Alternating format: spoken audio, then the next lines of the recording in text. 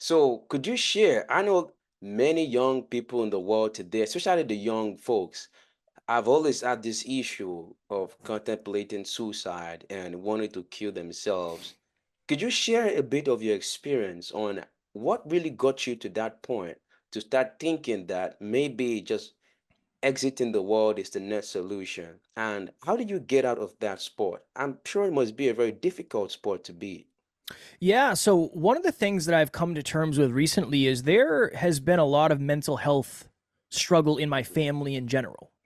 So I don't know if I was predisposed to depression and anxiety. I don't know, but I've been reflecting on that a lot lately, and that's something that I've come to. So when I was 25, from all the outside standpoints, I looked very, very successful. I had all the measures of success. I was in really good shape because I was competing in a bodybuilding show. My girlfriend at the time was a model. I had a sports car. I had a high paying job. I had a new apartment. I had great friends. I looked really successful. My girlfriend ended up leaving me because I was so depressed.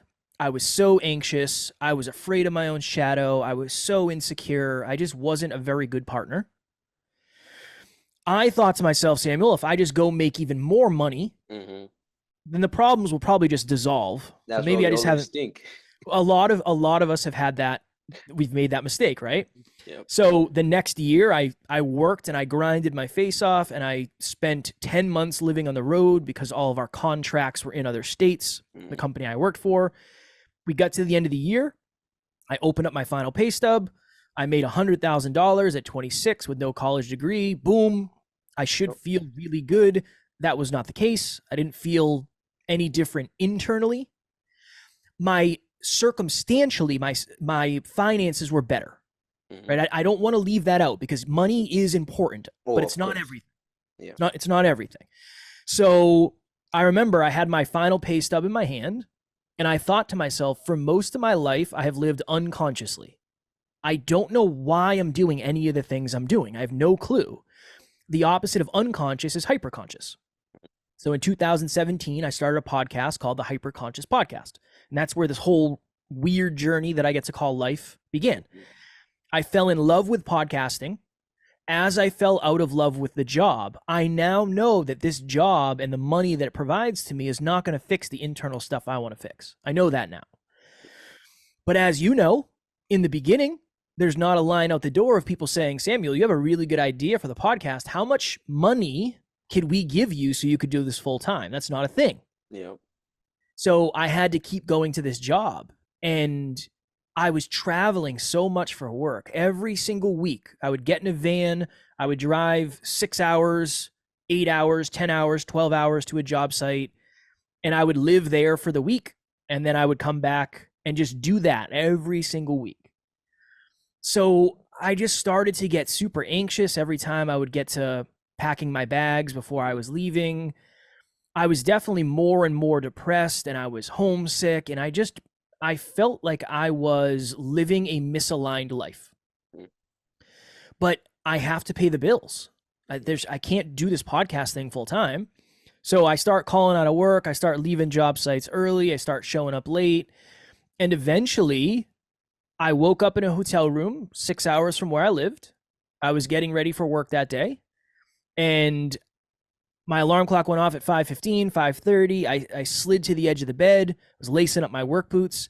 And the best way to explain it is there was 10 televisions on in my head at the same time, and every single Wow. one was on a different station. Hmm. One is saying you're stuck here forever. You're never going to get another job like this. You're never going to get another opportunity like this. Do not mess this up. Mm. If you ever did leave this job, what would your friends think? Mm. Make more money than all of your friends. Your friends look up to you, right? What would your family think? You're the most successful person in your family. And do you really think you're going to be a podcaster? That's what we're going to do. We're going to go from a 6-figure job to starting to doing this podcast full time. Yeah. And it was in that moment, Samuel, where I think I just felt so hopeless. I felt like there was not hope for a brighter future. Hmm. And I thought to myself, well, if I was just to take my life, I would take all my problems with me, and I wouldn't have to figure this out. I wouldn't have to overcome this. I wouldn't have to work through the resistance. Luckily, I had and I have a really good friend. And I reached out to him and I explained what was going on, and he gave me a new perspective that day. So, how did I overcome it? I reached out to someone. I Mm, reached out to somebody who I trusted. I reached out to somebody who I felt safe with. And him and I had already been vulnerable. So it wasn't super challenging for me to reach out. I wasn't worried he was going to judge me. mm-hmm. It was, if I'm going to reach out to someone, it's going to be him. I feel like he has answers to some of the stuff that I'm going through. He said, Kev, over the last couple of years, your awareness has changed a ton, but your environments have remained the same. I think it's time for you to change your environment. And then 2 or 3 months later, I left my job. And when I left my job, my depression got better instantly. Wow. It almost went away completely.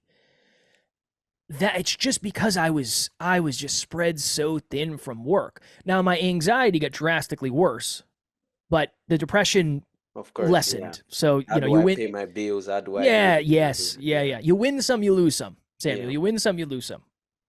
Wow, that is an amazing and inspiring story.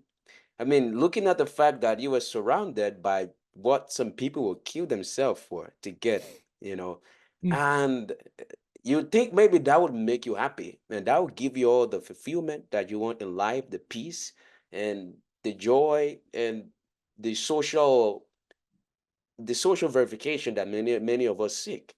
yeah. Whereas deep down inside you, you had a void that needed to be filled, and you were being spread thin by your job. And this is an amazing story because it made me remember one point of my life too. Though I've not really experienced that huge level, but at that time, given my age and what I was making, I thought I was fine. I thought everything was cool. And I was working, just like you said, working really hard, increasing the money, increasing the paycheck and stuff. Mm, And I thought the money was actually going to make me happy. The same thing. Never felt more depressed, never felt more frustrated, never felt more like I'm living someone else's life, in the world that I'm living. And yeah. so I can relate to that. And it's an amazing story that you have shared. And I want to tell people that at the end of the day, true success is not found in the money you make or the social approval you get, but it's in the fulfillment that you're in the right place that you want to be. You're doing what you love. You're doing what you call great work, like Steve Jobs always say. The only way you can ever be fulfilled in life is doing what you know as great work. And how do you do a great work? Is to do what you love.